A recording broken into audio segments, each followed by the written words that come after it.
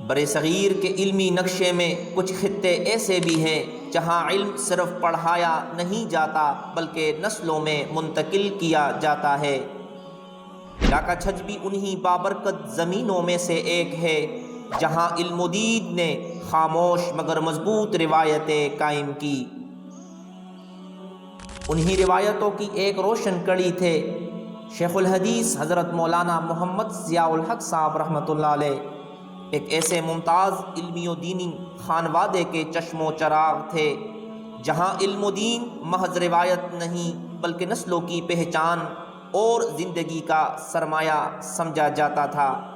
علمی دنیا میں کچھ ہستیاں ایسی بھی ہوتی ہیں جن کا تعارف شور و شہرت سے نہیں بلکہ سکون، وقار اور علم کی گہرائی سے ہوتا ہے۔ شیخ الحدیث حضرت مولانا محمد ضیاء الحق صاحب رحمۃ اللہ علیہ انہی خاموش مگر بلند مرتبہ شخصیات میں سے تھے۔ درس حدیث ہو یا میدان تدریس، کتابوں کے حواشی ہو یا فہم دین کی باریکیاں، آپ رحمۃ اللہ علیہ کی پوری زندگی علم کی خدمت سے عبارت رہی، اور آپ رحمۃ اللہ علیہ کا نام اہل علم کے حلقوں میں استناد کی علامت بن گیا۔ آئیے اس ویڈیو میں ہم ایک ایسی عظیم علمی شخصیت کی حیات و خدمات کا تذکرہ کرتے ہیں جنہوں نے علم کو عبادت بنایا اور تدریس کو اپنی پہچان۔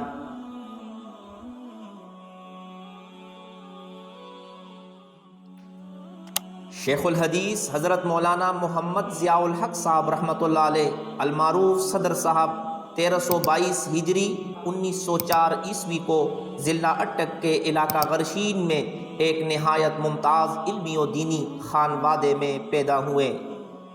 آپ رحمۃ اللہ علیہ کی ولادت سے پہلے ہی آپ کا گھرانہ دینی علوم میں ممتاز مقام رکھتا تھا۔ یہ ایک ایسا علمی سلسلہ تھا جس کی اثر پذیری آپ کی پوری زندگی میں نمایاں رہی۔ اس عظیم خانوادے کی علمی و اخلاقی صفات، وقار، سنجیدگی اور دینی ذوق آپ کی شخصیت میں آخری ایام تک جھلکتا رہا، بلکہ یوں محسوس ہوتا ہے کہ یہ اوصاف آپ رحمۃ اللہ علیہ کی زندگی کی ہر جہت پر غالب رہیں۔ شیخ الحدیث حضرت مولانا محمد ضیاء الحق صاحب رحمۃ اللہ علیہ کے والد محترم حضرت مولانا حافظ علاء الدین رحمۃ اللہ علیہ نہایت نیک، متقی اور پارسا انسان تھے۔ آپ نے طویل عرصہ ضلع اٹک کے گاؤں حاجی شاہ میں شیر خان مسجد میں امامت و خطابت کے فرائض انجام دیے اور تدریس میں بھی بے حد محنت فرمائی۔ درس نظامی کی کتب پڑھانے کے لیے دور دراز سے طلباء آپ رحمۃ اللہ علیہ کی خدمت میں تشریف لاتے، یہاں تک کہ افغانستان سے بھی طلباء حضرت کے پاس تعلیم حاصل کرنے آتے۔ آپ نے اسی مسجد حاضہ میں دور حدیث تک کی کتب کی تدریس بخوبی کروائی اور آپ کے درس سے تشنگان علم نے بھرپور استفادہ کیا۔ حضرت مولانا محمد ضیاء الحق صاحب رحمۃ اللہ علیہ کے دادا محترم حضرت مولانا بہاؤالدین رحمۃ اللہ علیہ تھے، اور آپ رحمۃ اللہ علیہ کا تعلق ایک معزز اور معروف علوی خاندان سے تھا جو علم، تقوی اور دینی خدمت کے حوالے سے اپنی روشن شناخت رکھتا ہے۔ حضرت مولانا محمد ضیاء الحق صاحب رحمۃ اللہ علیہ کی عمر محض 4 سال تھی جب آپ رحمۃ اللہ علیہ کے دادا محترم حضرت مولانا بہاؤالدین رحمۃ اللہ علیہ اور والد محترم حضرت مولانا حافظ علاء الدین رحمۃ اللہ علیہ ضلع اٹک کے علاقہ غرشین سے ہجرت کر کے علاقہ چھج کے گاؤں نورپور میں مستقل طور پر آباد ہو گئے۔ حضرت مولانا حافظ علاء الدین صاحب رحمۃ اللہ علیہ کی قبر مبارک بھی گاؤں نورپور ہی میں واقع ہے۔ شیخ الحدیث حضرت مولانا محمد ضیاء الحق صاحب رحمۃ اللہ علیہ کے جد امجد حضرت مولانا محمد غوث رحمۃ اللہ علیہ نہایت بلند پایا عالم، فاضل اور صاحب کمال شخصیت تھے۔ وہ احمد شاہ ابدالی کے ہمراہ افغانستان سے بغرض جہاد بر صغیر تشریف لائے۔ احمد شاہ ابدالی کے ہندوستان سے واپسی کے موقع پر جب انہوں نے کچھ عرصہ امرتسر میں قیام فرمایا تو حضرت مولانا محمد غوث رحمۃ اللہ علیہ بھی ان کے ساتھ وہیں مقیم رہے۔ بعد ازاں جب احمد شاہ ابدالی افغانستان واپس روانہ ہوئے تو حضرت مولانا محمد غوث رحمۃ اللہ علیہ نے ضلع اٹک میں مستقل سکونت اختیار کر لی اور یہاں دین متین کی خدمت میں مشغول ہو گئے۔ حضرت مولانا محمد غوث رحمۃ اللہ علیہ ہمہ جہد علمی کمالات کے حامل تھے۔ آپ رحمۃ اللہ علیہ بلند پایا خطوات، مفسر قرآن، محدث، فقیہ تھے اور منطق، فلسفہ، ریاضی، حتیٰ کہ ادب اور شعر و سخن میں بھی صاحب ملکہ شمار ہوتے تھے۔ حضرت مولانا محمد غوث رحمۃ اللہ علیہ کی علمی عظمت کی دو نہایت قیمتی یادگاریں آج بھی بفضل خدا محفوظ ہیں۔ کتاب ریاض الملوک امرتسر کے زمانہ قیام میں آپ رحمۃ اللہ علیہ نے گلستان سعدی کی طرز پر ریاض الملوک کے نام سے ایک نہایت علمی اور حاکمانہ کتاب تصنیف فرمائی۔ اس کتاب میں بادشاہوں اور حکمرانوں کو نظام حکومت اور ملت کی ذمہ داریوں کے حوالے سے گہرے اور بصیرت افروز اسلوب بیان کیے گئے ہیں۔ یہ کتاب آپ رحمۃ اللہ علیہ نے بذات خود احمد شاہ ابدالی کو پیش فرمائی۔ اس کا ایک نادر قلبی نسخہ آج بھی اپنی اصل حالت میں پنجاب یونیورسٹی لائبریری لاہور میں محفوظ ہے۔ قرآن مجید کا قلبی نسخہ حضرت مولانا محمد غوث رحمۃ اللہ علیہ نے اپنے قلم سے خراسانی خط نسق میں قرآن عظیم کی نہایت خوبصورت کتابت فرمائی۔ یہ قلمی نسخہ ایک عظیم فنی اور روحانی شاہکار ہے جو الحمدللہ آج بھی آپ رحمۃ اللہ علیہ کے خاندان میں محفوظ ہیں۔ اس قرآن مجید میں آپ رحمۃ اللہ علیہ نے بین السطور اور حاشیہ میں نہایت اہم تفہیمی نکات بھی قلم بند فرمائے۔ یہ عظیم کام آپ رحمۃ اللہ علیہ نے اپنے پیر و مرشد کی فرمائش پر انجام دیا، جس کی تکمیل حاشیہ کی تاریخ 1198 ہجری درج ہے۔ یہ وہ علمی اور روحانی خاندان ہے جس کی خدمت دین، تدریس اور علم کی روشن روایت صدیوں سے جاری رہی اور آج بھی اہل علم میں اپنے آثار سے نمایاں ہے۔ شیخ الحدیث حضرت مولانا محمد ضیاء الحق صاحب رحمۃ اللہ علیہ نے قرآن مجید کا ناظرہ اور دینی تعلیم کی ابتدائی اور درمیانے درجے کی کتب اپنے والد گرامی حضرت مولانا حافظ علاء الدین رحمۃ اللہ علیہ سے حاصل کی۔ اس کے بعد آپ رحمۃ اللہ علیہ نے علاقہ چھچ کے گاؤں غور گشتی میں حضرت مولانا قاضی عبد الکریم رحمۃ اللہ علیہ سے ملا حسن، میر زاہد اور دیگر کتب پڑھی۔ اسی دوران آپ رحمۃ اللہ علیہ نے علاقہ چھچ کے مشہور و معروف شخصیت شیخ الحدیث حضرت مولانا قطب الدین غرغشتوی رحمۃ اللہ علیہ اور مولانا عبد الحق ڈھیری سر والے سے بھی بعض درسی کتب کا استفادہ کیا۔ بعد ازاں آپ رحمۃ اللہ علیہ مانسہرہ تشریف لے گئے، جہاں حضرت مولانا حمید الدین رحمۃ اللہ علیہ سے تلخیص المفتاح، مختصر المانی اور دیگر دینی کتب پڑھی۔ اس کے بعد آپ رحمۃ اللہ علیہ نے حضرت مولانا عبداللہ ہری پور اور مدرسہ احیاء العلوم راولپنڈی میں حضرت مولانا عبدالحی ہزاروی رحمۃ اللہ علیہ سے بھی کچھ کتب دینیہ پڑھنے کی سعادت حاصل کی۔ اسی طرح آپ رحمۃ اللہ علیہ نے میاں والی کے قصبہ پپلا میں حضرت مولانا غلام محمد رحمۃ اللہ علیہ سے اور سرگودا کے قصبہ بندیال میں حضرت مولانا یار محمد رحمۃ اللہ علیہ سے بھی مختلف کتب کا درس لیا۔ حضرت شیخ الحدیث مولانا محمد ضیاء الحق صاحب رحمۃ اللہ علیہ اپنی تحریر میں خود بیان فرماتے ہیں کہ جب میں نے ابتدائی اور درمیانے درجے کی دینی کتب اپنے والد گرامی اور دیگر اساتذہ سے مکمل کر لی تو میرے والد محترم حضرت مولانا حافظ علاء الدین رحمۃ اللہ علیہ نے مجھے دور حدیث کے لیے ہندوستان بھیجنے کا ارادہ فرمایا۔ چنانچہ میں بذریعہ ریل سہارنپور روانہ ہوا اور وہاں اتر کر مدرسہ دارالعلوم مظاہر العلوم سہارنپور پہنچا، لیکن دل نہ لگنے کی وجہ سے اگلے ہی دن دارالعلوم دیوبند جانے کا فیصلہ کر لیا۔ دارالعلوم دیوبند میں داخلے کے لیے امتحان دیا اور بفضل الہی کامیاب ہوا۔ آپ رحمۃ اللہ علیہ 2 سال تک دارالعلوم دیوبند میں زیر تعلیم رہے اور یہاں دور حدیث میں جلیل القدر اساتذہ سے علوم دینیہ مکمل کیا۔ آپ رحمۃ اللہ علیہ نے تفسیر جلالین اور توضیح و تلویح حضرت مولانا رسول خان ہزاروی رحمۃ اللہ علیہ سے، مشکات المصابیح حضرت مولانا حسن رحمۃ اللہ علیہ سے، صدرہ شمس بازغہ حضرت مولانا محمد ابراہیم بلیاوی رحمۃ اللہ علیہ سے، اور نخبۃ الفکر حضرت مولانا مرتضی حسن چاندپوری رحمۃ اللہ علیہ سے پڑھی۔ اسی طرح آپ رحمۃ اللہ علیہ نے صحیح بخاری شریف شیخ الاسلام حضرت مولانا حسین احمد مدنی رحمۃ اللہ علیہ سے، جامع ترمذی حضرت مولانا غلام رسول خان ہزاروی رحمۃ اللہ علیہ سے، صحیح مسلم حضرت مولانا میاں اصغر حسین رحمۃ اللہ علیہ سے، سنن ابو داود حضرت مولانا ابراہیم بلیاوی رحمۃ اللہ علیہ سے، سنن نسائی حضرت مولانا مرتضی حسن رحمۃ اللہ علیہ سے، طحاوی شریف حضرت مولانا مفتی محمد شفیع صاحب رحمۃ اللہ علیہ سے، موطا امام مالک اور شمائل ترمذی شیخ الحدیث حضرت مولانا اعزاز علی رحمۃ اللہ علیہ سے پڑھی۔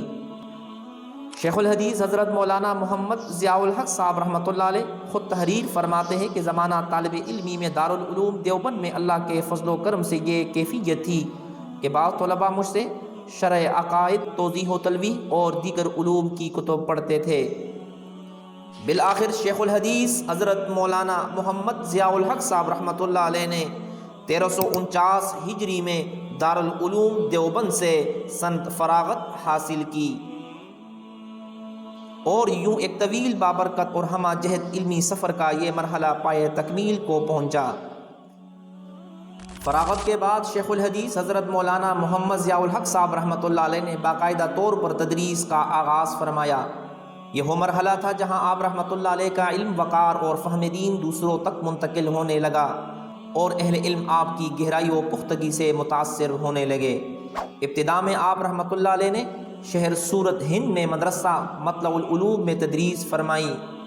اس کے بعد مدرسہ تفضیلیہ دہلی میں تدریسی خدمات انجام دی۔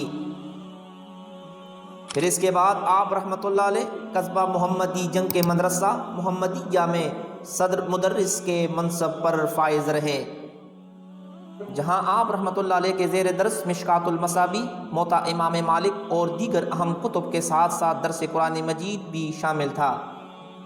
بعد ازاں آپ رحمۃ اللہ علیہ نے جامعہ اشرفیہ لاہور میں صدر مدرس اور استاد الحدیث کی حیثیت سے تدریسی خدمات سر انجام دی۔ اسی زمانے میں لاہور میں منعقد ہونے والی ایک علمی مجلس میں حضرت شیخ الحدیث مولانا محمد ضیاء الحق صاحب رحمۃ اللہ علیہ کی شرکت ہوئی۔ اسی مجلس میں جب حضرت مولانا احمد علی لاہوری رحمۃ اللہ علیہ کی نظر آپ پر پڑی تو آپ نے حاضرین مجلس سے دریافت فرمایا کہ یہ صاحب کون ہے؟ لوگوں نے عرض کیا کہ یہ جامعہ اشرفیہ لاہور کے صدر مدرس اور استاد الحدیث ہے۔ یہ سن کر حضرت لاہوری رحمۃ اللہ علیہ نے فرمایا کہ میں نے اس شخص کو بغور دیکھا اور مجھے اس کے باطن میں علوم و معارف کے انوار جھلکتے ہوئے محسوس ہوئے ہیں۔ پھر اسی روحانی کشف کے اظہار میں حضرت لاہوری رحمۃ اللہ علیہ نے حضرت مولانا محمد ضیاء الحق صاحب رحمۃ اللہ علیہ کو اپنے قریب بلا کر فرمایا کہ آئندہ آپ ملاقات کے لیے خود تشریف نہ لایا کرے، جب بھی ملاقات کا ارادہ ہو مجھے اپنے پاس بلا لیا کرے۔ یہ محض ایک جملہ نہ تھا بلکہ ایک عارف کامل کی زبان سے ایک ایسے عالم ربانی کی علمی رفت کا اعتراف تھا جن کے سینے کو اللہ تعالی نے علوم و معارف کا مخزن بنا دیا تھا۔ اس کے بعد شیخ الحدیث حضرت مولانا محمد ضیاء الحق صاحب رحمۃ اللہ علیہ لاہور ہی میں جامعہ مدنیہ کریم پارک میں استاد الحدیث و صدر مدرس رہے۔ اس کے بعد مدرسہ قاسم العلوم ملتان میں تدریس فرمائی، پھر راولپنڈی محلہ ورکشاپی میں واقع مدرسہ دارالعلوم عثمانیہ میں شیخ الحدیث کے منصب پر فائز ہوئے۔ اس کے بعد آپ رحمۃ اللہ علیہ نے مدرسہ اشرفیہ سکھر سندھ میں اعلیٰ درجے کی تدریسی خدمات انجام دی، جہاں آپ رحمۃ اللہ علیہ 15 سال تک شیخ الحدیث و صدر مدرسین کے منصب پر فائز رہے۔ آپ رحمۃ اللہ علیہ کے درس سے تشنگال علم نے بھرپور استفادہ کیا۔ یہ آپ رحمۃ اللہ علیہ کی علمی وقار ہی کی دلیل ہے کہ آپ رحمۃ اللہ علیہ اکثر مدارس میں صدر مدرس اور شیخ الحدیث کے منصب پر فائز رہے۔ آخرکار آپ رحمۃ اللہ علیہ دارالعلوم عثمانیہ رسول پارک لاہور میں محتمم صدر مدرس اور شیخ الحدیث کے منصب پر فائز رہے، اور وہیں آپ رحمۃ اللہ علیہ کی علمی خدمات کا ایک روشن باب مکمل ہوا۔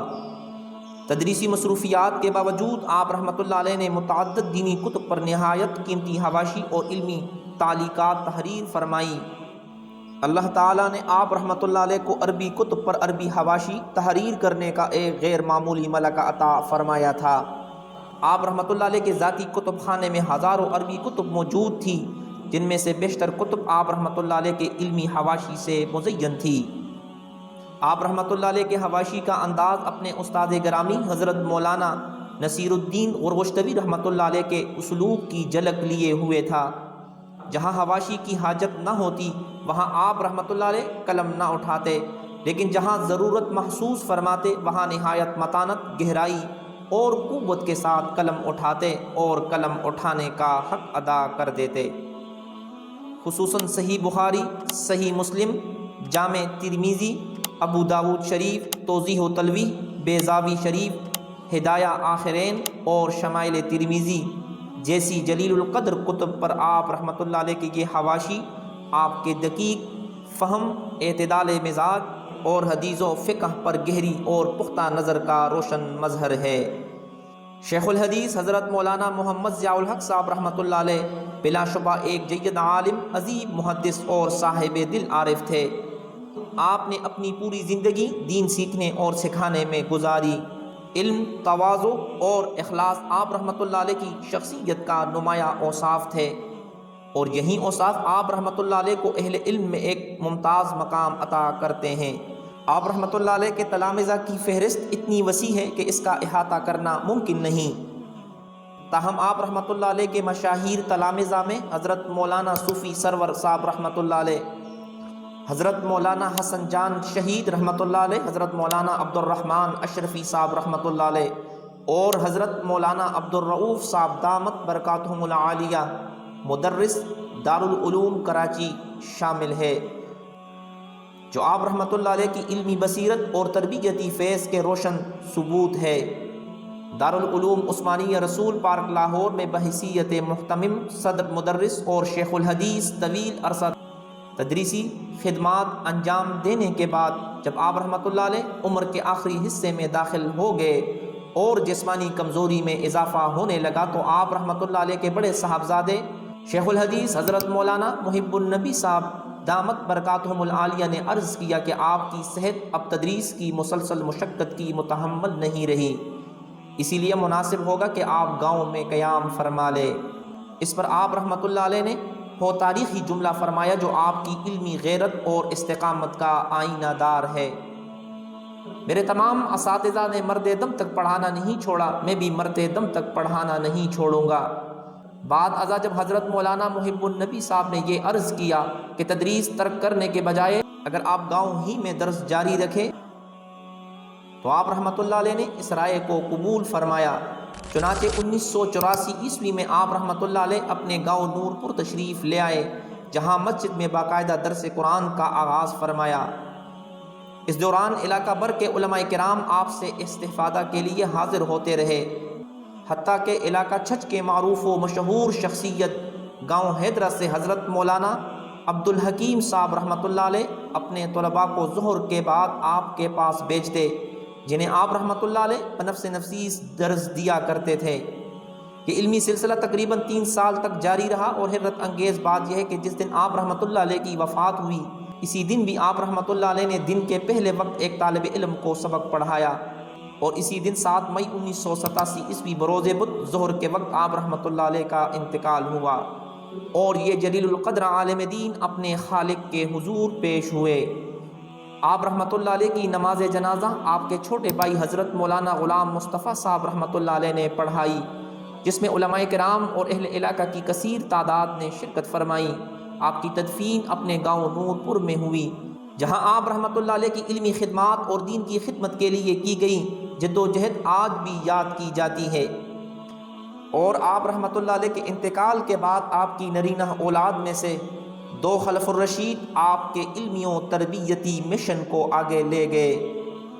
آپ رحمۃ اللہ علیہ کے بڑے صاحبزادے شیخ الحدیث حضرت مولانا محب النبی صاحب دامت برکاتہم العالیہ، جنہوں نے 1962 عیسوی میں جامعہ اشرفیہ لاہور سے مولانا رسول خان ہزاروی اور مولانا ادریس کاندھلوی رحمۃ اللہ علیہ سے دور حدیث کی تکمیل کے بعد سنت فراغت حاصل کی، نے کئی علمی اداروں میں تدریسی خدمات سر انجام دی، اور جامعہ مدنیہ لاہور کے نام سے ایک عظیم دینی و علمی ادارہ قائم فرمایا، جو آج بھی وہیں شیخ الحدیث کے منصب پر خدمات انجام دے رہے ہیں۔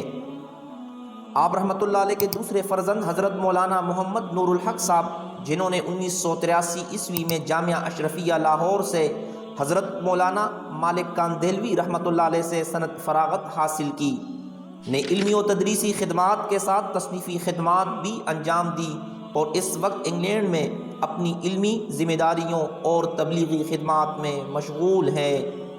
یوں آپ رحمۃ اللہ علیہ کے دونوں فرزند اپنے والد کی علمی روشنی اور تدریسی مشن کو آگے بڑھاتے ہوئے اس علمی خاندان کی عظمت و بلندی کو جاری رکھے ہوئے ہیں۔ دعا ہے اللہ رب العزت سے کہ وہ آپ رحمۃ اللہ علیہ کی قبر کو نور سے منور فرمائے، ان کی تمام تدریسی، علمی اور دینی خدمات کو شرف قبولیت عطا فرمائے۔ اللہ تعالیٰ ان کی حیات و خدمات کو ہمارے لیے مشعل راہ بنائے اور ہمیں اہل علم کی قدر کرنے والا، ان کے نقش قدم پر چلنے والا اور علم کی خدمت کرنے والا بنائے۔ آمین ثم آمین۔